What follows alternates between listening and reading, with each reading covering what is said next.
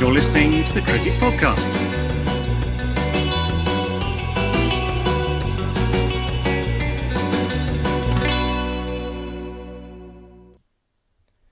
Hello everyone and welcome to the Cricket Podcast, where today we will be going over the goings-on of the second day of the second test between West Indies and England in Barbados. I am Maxwell Brown, and today I am joined by Scouting Cricket's Ronan Alexander. Hi Ronan, good to have you back. How are you doing?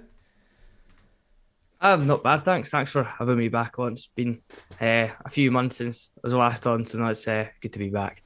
Yeah, no, our pleasure, and thanks for coming and helping us out and filling in while Ross and Jack are off doing whatever other things they've decided are more important than covering cricket in the way that we do. Before we get on with it, obviously go through the usual messages. So please do like and subscribe on. Well, thanks, James. James Noble is watching. James Noble is one of our two viewers. Hi, Statsman Max. Thank you, James. That caught me out, rather. Yes, like and subscribe on YouTube and follow us at The Cricket Pod on Twitter and Instagram. And as you can see by the notes in the show and the panel below me, we are sponsored by Serious Cricket. So head over there for 10% off with the code TCP22. Ronan, have you started in the nets yet? Have you been down at all? We have, yeah. We've been back for, I don't know, it's been a few weeks now. We started up kind of towards the end of January, indoors and stuff. Hoping to get outdoors soon, but still pretty rusty. What about yourself? I've had one net. I've had one net so far. It went all right, but yeah, need to get on and get some more. But that's the thing. Go and get yourself a bit more kit to propel yourself towards the nets. As I said, TCP22 for 10% off. And as always, if you want to support us directly, then head over to Patreon. It's patreon.com/the Cricket Pod. So, well, why don't we get into it then? After yesterday's, it started off slowly and gradually got more interesting as far as things went. We had a day where England were looking to kick on from the excellent platform that they laid, and they immediately, I say immediately, there was a slight delay for about 5 minutes while the sight screen got stuck. But after they fixed the sight screen, England immediately cracked on in the form of Ben Stokes and his swashbuckling century, which put England far ahead as they racked up 507 for 9 declared. And the rest of the day was a case of seeing whether the West Indies could make it through to the close without too much damage. So, I mean, firstly, Ronan, could today have, from a batting point of view, do you think today could have gone much better from an England point of view, or was that pretty much exactly the blueprint that they would have been looking to pursue? No, I think if they tried to write a script, that would have pretty much been how it would have went. I think I was watching Ben Stokes in that kind of form. There's not many players that kind of come to mind that are better to watch when he's in that kind of zone, just kind of smashing it everywhere. So no, kind of went kind of exactly as England hoped. Root continuing on with his real good run of form. I think his average popped back up over 50 again, yep. And then just Stokes kind of at his best, which I suppose we've not seen for a while. So it's good to see him kind of back in that kind of fluent. Just kind of seems to go into some sort of zone where he's just like faultless with everything he does. It's so good to watch.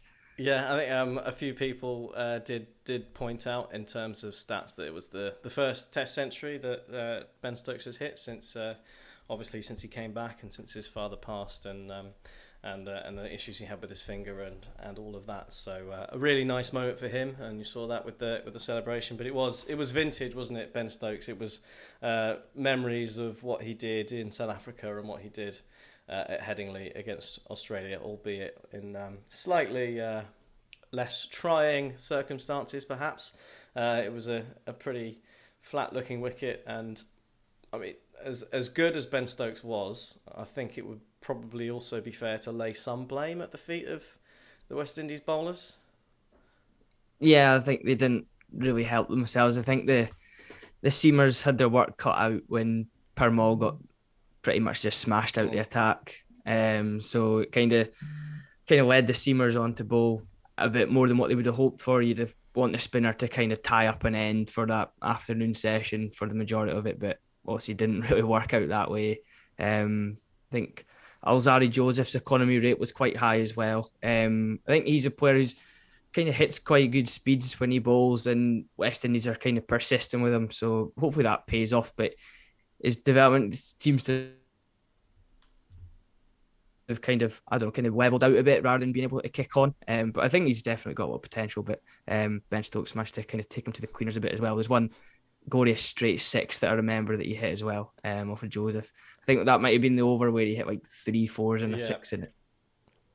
Yeah, that was I think that was the over for me that kind of highlighted the issues that West Indies were having with the ball at that period. As as much of that was probably about Stokes getting on top of them and making them miss their lines, but it was wide, full in the slot, so wasn't ideal. But Ben Stokes, you can't do anything but give him immense credit for how he played, and he treated Virasamy Permaul with such disdain in that period as well, wasn't there? There was I think there was one over where he played there was a reverse sweep shot that he missed that you could just see it was one of those shots where he thought very little of what was being served up to him, and then I think the following ball he just danced down and smacked him over his head for one of the many sixes he has. And I think I don't know if it was towards the end of his innings, so he might have gone past this, but I think was it 89 sixes in Test matches that Ben Stokes has hit now, which is fourth or fifth on the all-time leaderboard, and the only people ahead of him have retired long ago. So he's looking good for taking that record. I think Adam Gilchrist sits top of that, so that'll be a nice pointless stat to be on top of and to be winning. But yeah, it's brilliant from Ben Stokes, and left Joe Root as second fiddle. It was interesting that Ben Stokes was in such form that the ploy from the West Indies at one point was to get Joe Root on strike while he was 140 not out. Yeah. And then after lunch, Stokes fell and England, they kicked on. Kept it going. It was sort of pretty serene progress from there up to the 507 they racked up.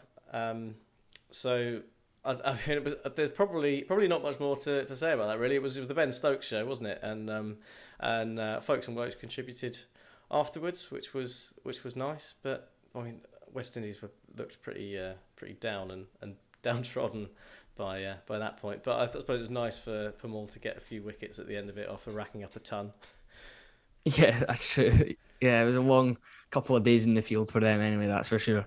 Yeah, I mean, what do you make of Permaul as a bowler? Because obviously he's not had much of a crack at Test cricket. He's got pretty good numbers in domestic cricket, as far as I can tell. Averages low 20s, around 20. So obviously does the business in domestic cricket. But was it a case of there was just not enough in it for him? I mean, it's a first innings, so it's a bit tough. Or do you think maybe he's just not quite cut out for the step up? I don't know how much you've seen of him as a scouting cricket man. Yeah, not a great deal, to be honest. Just mainly these kind of 2 Test matches where he's played so far. But yeah, I thought West Indies would have maybe went with Cornwall for the series, but I think the reason was kind of obviously his domestic form. Permaul's has been good, and with England having so many right-handers, with him being able to turn it away from them, I think kind of swayed them in Permaul's favour. But I suppose it is pretty much a road, so not anyone's getting much out of it. So maybe it would be better to judge how he went after Jack Leach has bowled in this innings as well, just to kind of gauge how both spinners have been done. Might be a fairer way to look at it. But Leach kind of started okay. Tonight bowled maybe 4 maidens or something in 7 overs roughly. I think so. He started off reasonably well. So see how Leach goes, and then can maybe judge Permaul a bit more fairly. Yeah, he's unfortunately named Permaul, sadly, because I think he's already been dubbed well, certainly offline by the members of the Cricket Podcast as Pie Mall. So Yeah, I've seen that earlier. Yeah, that's a nice easy one. So hopefully for him a moniker that won't stick. But unfortunate naming to add to the list of people that we like to describe as Pie. But you mentioned Jack Leach, so we might as well flip it round to the England bowling start. And obviously the big news at the start of the game yesterday were the debuts for Matthew Fisher and Saqib Mahmood, and the former second ball in Test cricket. Can't ask for much of a better start, can you? Yeah, no, kind of would have been exactly what you wanted. Perfect start for him. Got over 4 first ball, but then got that wicket, so I'm sure he'd been delighted as well. I didn't know what kind of way England would go with the bowlers, like who they would open to start with if they went Mahmood. But obviously they've held him back a bit, and I think I saw some tweets about that saying that that's kind of how he operates at Lancashire as well. He bowls with the older ball because a bit extra yard of pace can do a bit more with that others won't be able to. So no, it was good to see Fisher get that wicket to kick him off,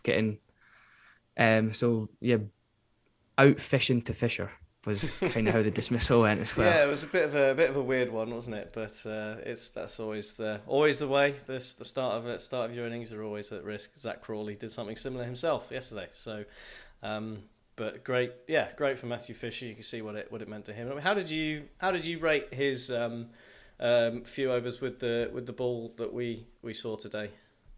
I thought he was good. I think I saw some stats online about his speeds as well, and I think people kind of thought, oh, what's he going to bowl? It'll probably be between kind of 82 to 85, but I think they were saying that he was hitting 86 quite a lot of the time, so he was probably bowling a little bit quicker than what people thought as well. So it's good that he's able to kind of produce that extra bit of speed on what is pretty much an absolute road, so gives something else to offer on a pitch that's not really given much. Yeah, I thought he looked good. I've not seen much of Matt Fisher. I mean, obviously neither he nor Saqib Mahmood have played a huge amount of first class cricket. I think it was 28 first class games that Mahmood's played. So that's it's quite inexperienced to be making your debut for England. I think the stat was it was the second most inexperienced pair in terms of first class matches for sort of 2 new debutants. So quite a baptism of fire as well on a deck like that. So you mentioned that the role for Saqib Mahmood is try to be a bit of an enforcer when the ball goes old. So this might not be the wicket that he would want to do that on. But no, I think he's got a tough gig. Yeah. But I was impressed with Matt Fisher. He looks. I really liked his action. It looked like if you had the MCC manual out and sort of had a picture of what a man should look like when he runs into bowl and delivers it, I think it was probably ticking a lot of boxes there. Yeah, it's really smooth, just the way he just kind of glides up to the crease. Basically, he doesn't like charge in like some bowlers do. He just glides his way there. And again, Jasprit Bumrah looks absolutely nothing like any textbook you'll ever find. Yeah. He's probably the best bowler in the world. So, what do I know? And Jack Leach, you mentioned Jack Leach. He came into the attack quite early. Did you like that move from Joe Root? Was that something you were expecting? I don't know if I necessarily expected it, because I think it was around the 8th over he came on, which was really early. Because I didn't think Mahmood would end up being third change, because he was the 5th bowler that they used. Yeah, because Stokes came on first. Yeah, even Stokes came on before him as well. So it probably did come a bit earlier than expected, but I suppose when the pitch wasn't given much, just a spell with Leach while the ball's new as well to see if it does something. I suppose just trying things out, I guess. Yeah, and there was a turn there. I mean, it didn't seem like too much of a bad move. There's definitely signs there that it could be something in it for the spinner. So we'll see how it goes tomorrow. But I think Jack Leach looks like he might be quite key to England's chances. As Saqib Mahmood was tight when he came on, but didn't look particularly threatening. I didn't think when he came on, but yeah, I guess I would agree with difficult. that. Yeah, difficult to look threatening in these circumstances. But the one thing that will give England a bit of, not joy, but some hope, and they might be licking their lips for tomorrow, was that overturned LBW decision right at the end of the day, which kept just a tad low. Yeah, it did. Yeah, is that the one that got the inside edge that got overturned? Yeah. Yeah, it did keep pretty low. There's been a few umpiring decisions that have kind of went the other way. There one? Was it Root earlier on got an LBW where he was out? He was originally given not out, and the West Indies reviewed it. Yeah.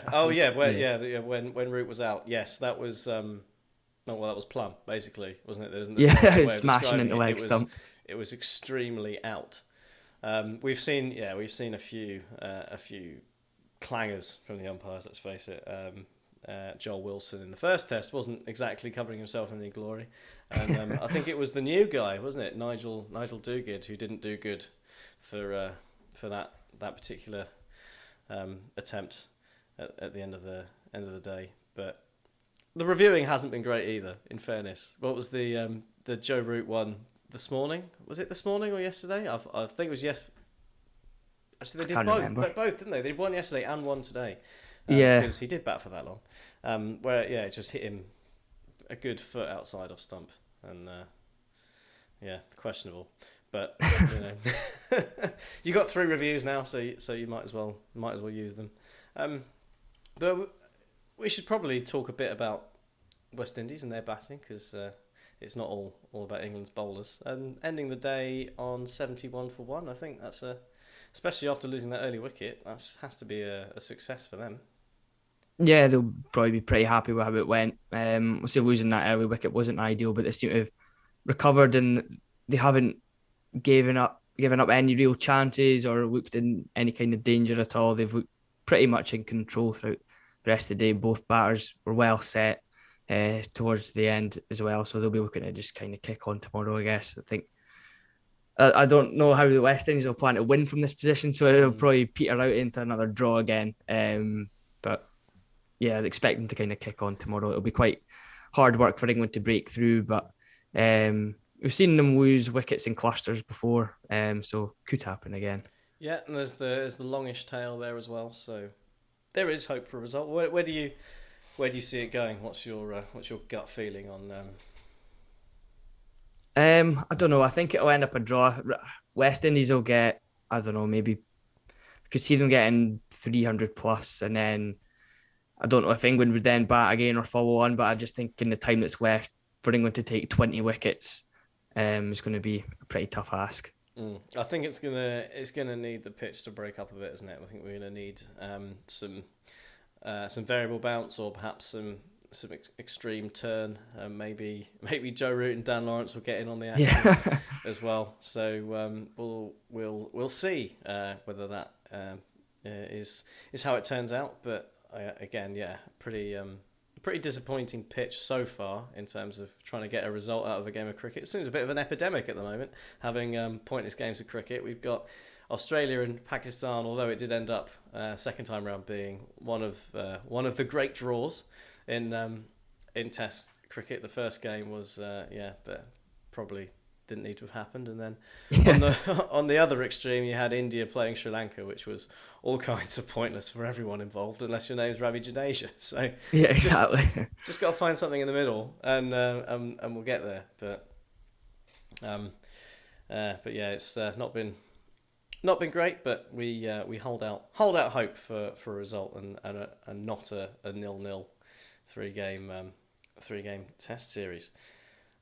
I think that pretty much covers all of the cricket for today, and all of the goings on. It was Ben Stokes' day, really, wasn't it? As far as anything goes. We've got a couple of questions that have come out of the chat. The first one being how in the living hell did England manage to score 500, which is a very good question, and one that we're all asking ourselves, even if the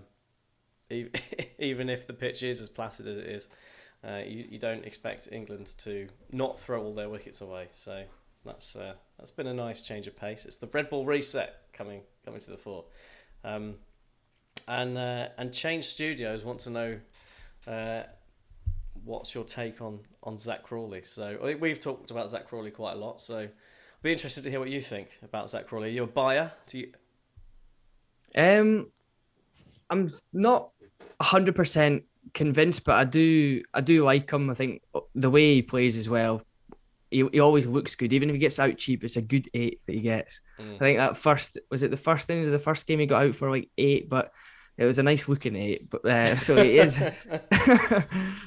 he is a pretty stylish player. Obviously, still young. I know his numbers aren't exceptional, so I don't know what people will expect from him. I think if he's to average mid-30s, will probably be enough. And I don't know if the other options are going to be any better than him, really. Similar with like Alex Leach as well. I just hope people don't have expectations for him to be this outstanding new opener. I think he'll be get the job done, probably average somewhere around about 30. Although his knock the other day did kind of set up the way that Lawrence was able to play. But no, I think Crawley will be one of those players. He'll always just be like hot and cold. I think getting that kind of consistency out of him might be the most frustrating part, because you can see how good he is, but he just doesn't probably do it often enough, which is probably so frustrating. Well, if good-looking 8s are the currency of cricketers, I've been clearly undersold. I should be right up there. I know how to make a good-looking 8. So what did you make of Alex Leach yesterday? Then I mean, go a bit back to yesterday's game. Jack and I spoke about it, and I think we were in sort of agreement. But yeah, we were interested because obviously he's not renowned for being a swashbuckling stroke player. But were you fine with how he approached it, or were there concerns for you about the run scoring, particularly I guess after seeing off the first session? No, I think he scores quite slowly, even in domestic cricket. I think someone said his strike rate's only it's either a touch above or a touch below of what Hamid goes at, and obviously he was renowned for being pretty slow when he was in the side as well. So, stepping up to this level, his strike rate will probably going to be lower than what is when he's playing county stuff. Yeah. But I mean, he kind of just did his job. I mean, he stuck in. I think he was pretty cautious. I think sometimes there was like a nice half volley, and he just kind of dangle the bat at it and get a single round, just chucking his hands at it and getting a 4. But yeah, he was pretty cautious, but did his job, and he set it up for Lawrence and Stokes to play the way that they did, and took advantage of it. Yeah, I suppose in a game like this, when the pitch is like it is, that's perfectly fine. There's nothing wrong with that. So it certainly works. But we could, can you imagine a top 3 of Sibley, Lees, and Hamid? That'd be slow. a way to go and have a nap if you're suffering from jet lag and you can't quite get to sleep at the right time. Go and watch that, and you'll be fine. Right. Well, I don't really have anything else that I wanted to cover. So I think we can pretty much leave it there. The only thing left is for me to ask you to tell everyone where they can find you. So I'm on Twitter myself as just at Ronan_45, or I run a page, Scouting Cricket, which just focuses on players aged 24 or under, just a mix of writing articles, podcasts, and just throw in some nerdy, geeky stats that I quite like about young players that are coming through, and try and spot a few players come through before they make it. I have a website and a magazine and that type of thing as well. So it's all on Scouting Cricket. Nice, yeah. So head over and check that out, and we will be back tomorrow talking about the third day and seeing whether the West Indies can get close to that. Well, I think first step will be 307. Avoid the follow-on. Not that people bother enforcing the follow-on these days, even if you've got a lead of about 400 apparently. But yeah, we'll see how it goes, and we'll catch you tomorrow. So thanks everyone for joining, and see you then.